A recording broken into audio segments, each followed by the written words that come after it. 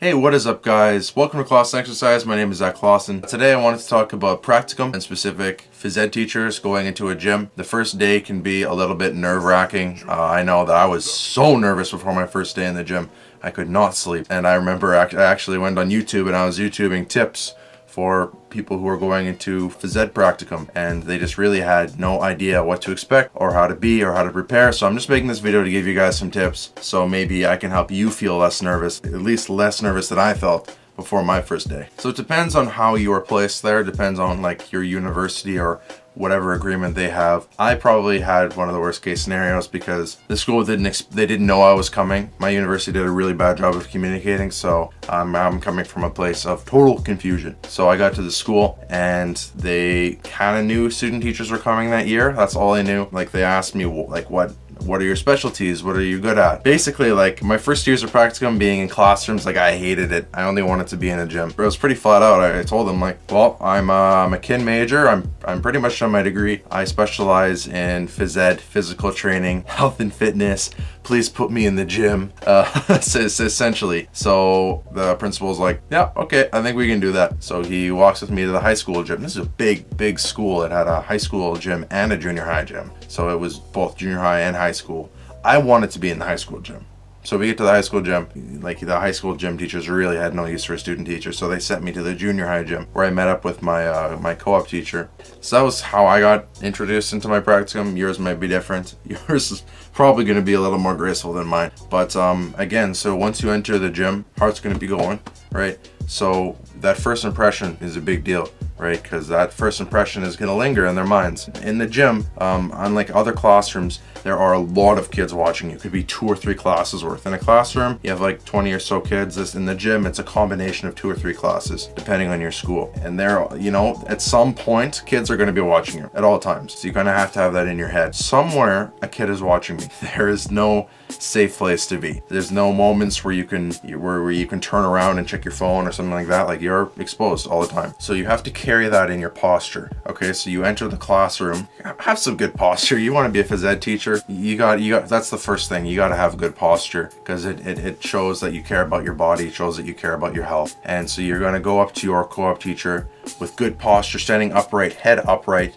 Okay, you're not going to look scared and anxious. You're going to look like, you know, I got this. I can handle this. Because you can, really. You're just overthinking it. Firm handshake. Show that you are confident in what you're going to do. So my first tip is always have good posture because you're always being watched by not only your students, but your co-op teacher who will eventually be evaluating you. To play off of that, that's why also you want to have a good first impression. So if you have that window to explain yourself, kind of what your strengths are, they kind of know where you're coming from. Also, it'll show that you have initiative to learn if you tell them maybe what you're hoping to get out of this practicum. Some of the things you've learned already and what you're hoping to get, because then they're thinking that you are already thinking ahead, you're trying to develop tools, because ultimately that's why you're learning to be a teacher, right? You're trying to develop tools to go into teaching. Okay, so posture and first impressions with all teachers you meet, not just your co-op teacher.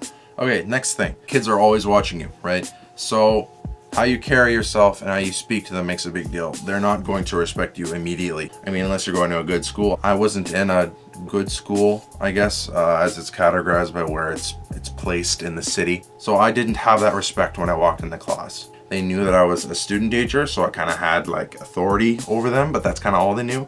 So that respect comes with time. Like just go into it knowing that they don't respect you. It's going to make your first, couple weeks a lot easier if you're not thinking like, oh, do they like me? Do they like me? No, they probably don't like you, or maybe they hate their gym teachers and they'll be pumped to see you. Who knows, right? So kind of assume that you still have to earn their respect, and you'll earn their respect by commanding authority and like by being a nice person. Okay, it's not rocket science.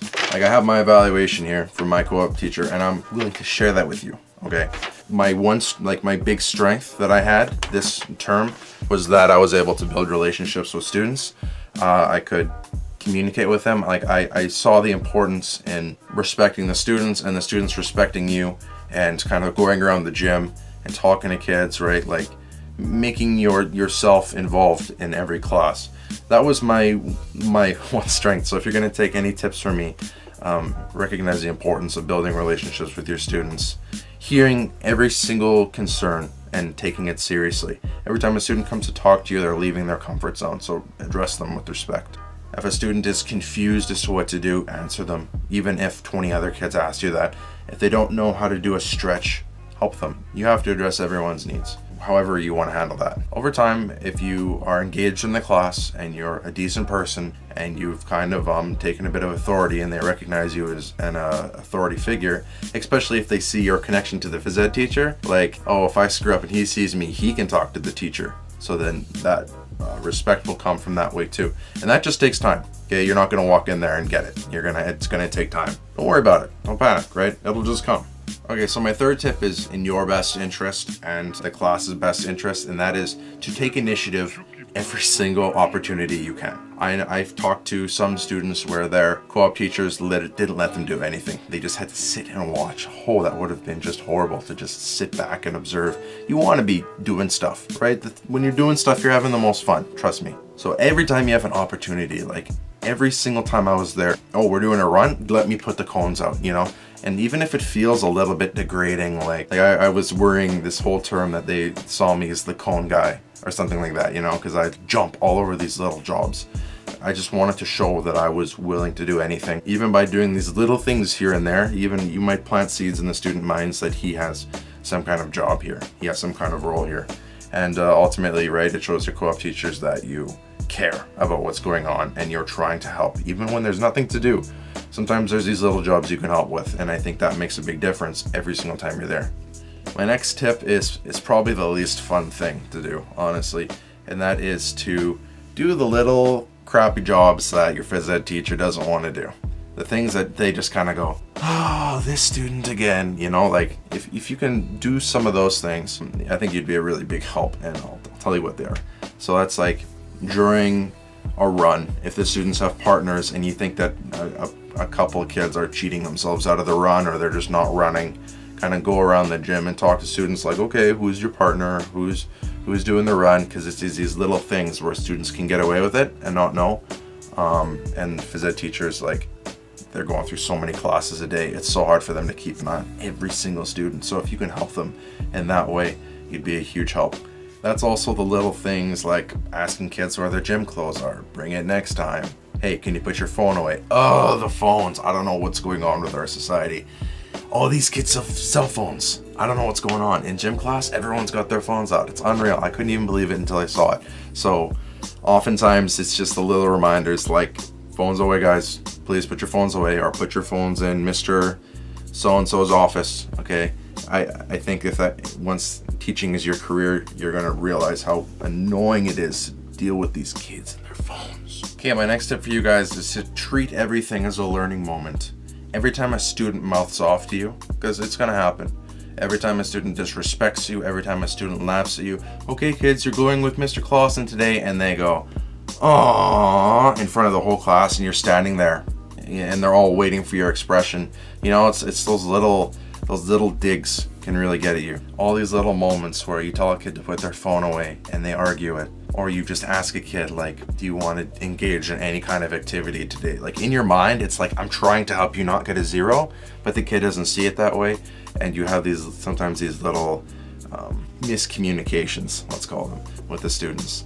And you kind of leave feeling frustrated, or you leave your practicum and you're like, oh, that was a crap practicum, I didn't do anything, or it went so badly, or oh, the kids were out of control today. Those are all valuable learning moments. When the classes were the most chaotic is when I learned the most about myself and about how to handle the situations. Honestly, like when subs come, I'm like, yes, like it's gonna be a bad morning, but I'm gonna learn a lot. Because the subs know less than you. You're there, you know the routines, you know the students know the routines, you have that connection with the students more than the sub does.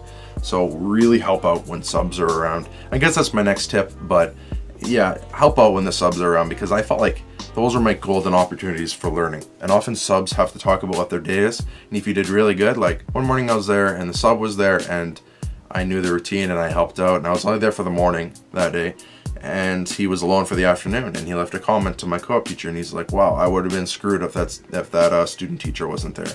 So all these little things, they help. Every time your teacher tasks you with something that you think is too big, or the kids just aren't listening to you that day, or you just feel like you want to rip your hair out, those are your learning moments. Those are when you're growing as a teacher. I'm glad I didn't just sit back or have an easy practicum session, because I wouldn't have learned anything. I wouldn't have grown at all. And I just feel like I developed a lot as a person, and you will too when you go into your practicum. Okay, my next tip, and this may seem a little obvious, but be professional. Okay, say hi to the other teachers in the school. Do your hair every day. Like, wear something appropriate for gym class. Don't wear jeans to gym class.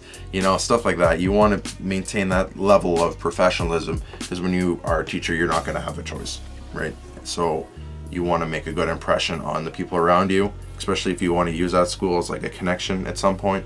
And again, you want to be respected by the people you're around. You want to show that you're making an effort, and even though you're just a student teacher, you take it really seriously, and you're going to be a teacher one day. So act like a teacher now. Don't think, oh, I'm just a student teacher, they won't notice me if I wear this. Like, wear something that makes you look like a teacher. Okay, I always had a whistle around my neck or hanging out of my pocket. My co-op teachers use electric whistles, so it was really silly. I think I maybe used my whistle once, but it was a symbol of my authority. It was a symbol that I was a teacher.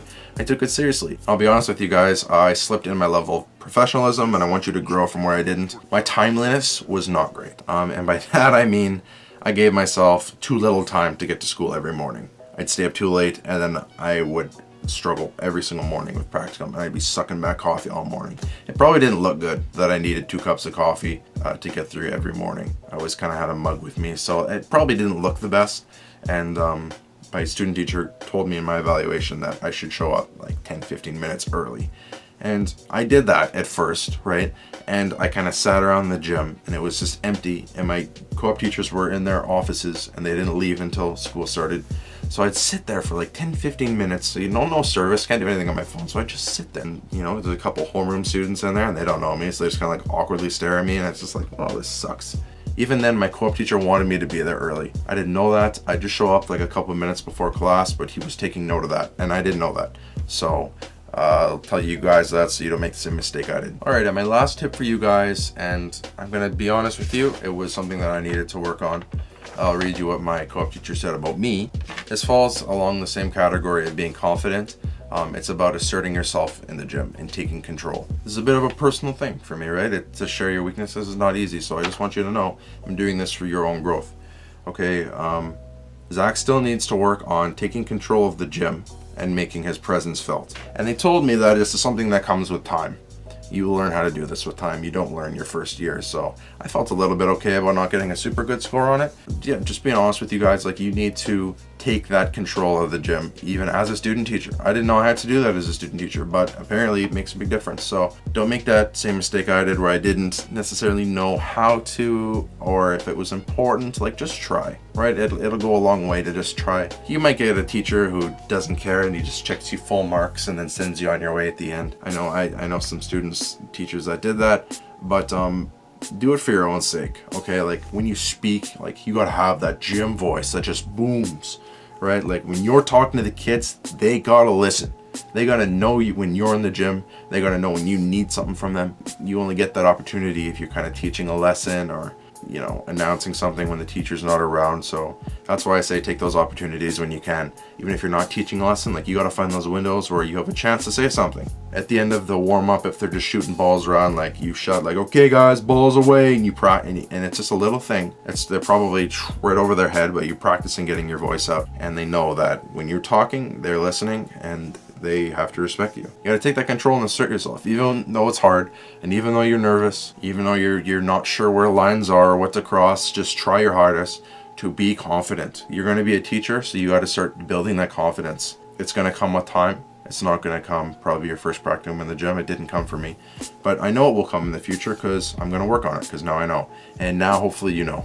Okay guys, thank you so much for watching. I hope that you learned something from this. This video it ended up being a lot longer than I intended it to be, but I felt I had a lot of information I wanted to share, and this is all stuff that I really wanted to hear when I was going into it. I was looking up YouTube videos, and I couldn't really find anything that helped, there were people who were giving advice, but it didn't really sound like they knew what they were talking about. So I really wanted to make this just to help you guys out and just provide that resource. Even if nobody watches this video and one person watches it and it helps them, then I'm glad I did my job. If you like the video, please give me a like, leave a comment if you have other suggestions about maybe strategies that worked for you, or strategies that you think I may have missed. Everything's appreciated. Stay tuned for more videos, guys. Klassen out.